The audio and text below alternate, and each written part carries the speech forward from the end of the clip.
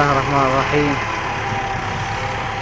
27/9/2013 قامت كتيبة بلال الحبشي التابعة للواء المتحابين بالله في ريف حماة الشرقي بإلقاء القبض على مجموعة من بائعي المخدرات، وتم إلقاء القبض عليهم بحمد الله تعالى. والآن نقوم بنزع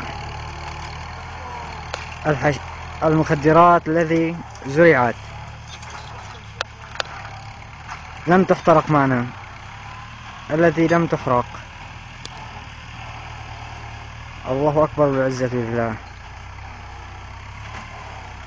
نقوم بحرق ونزع ما تبقى من كمية المخدرات المزروعة في ريف حماة الشرقي. الله أكبر والعزة لله.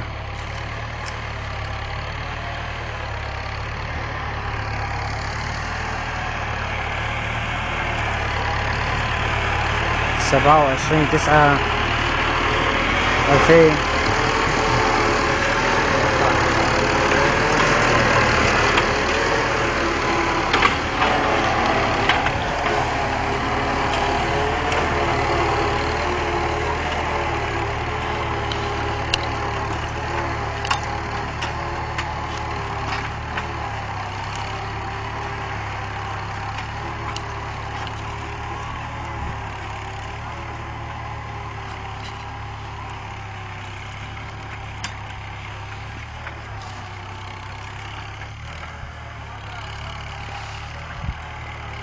الله أكبر والعزة لله. قامت كتيبة بلال الحبشي بإلقاء القبض على بائعي المخدرات في ريف حماة الشرقي،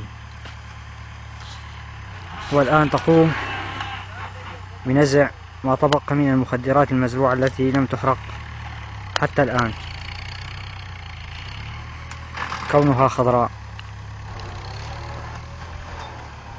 كمية هائلة من المخدرات الموجودة في ريف حماة الشرقي في قرية خيرية.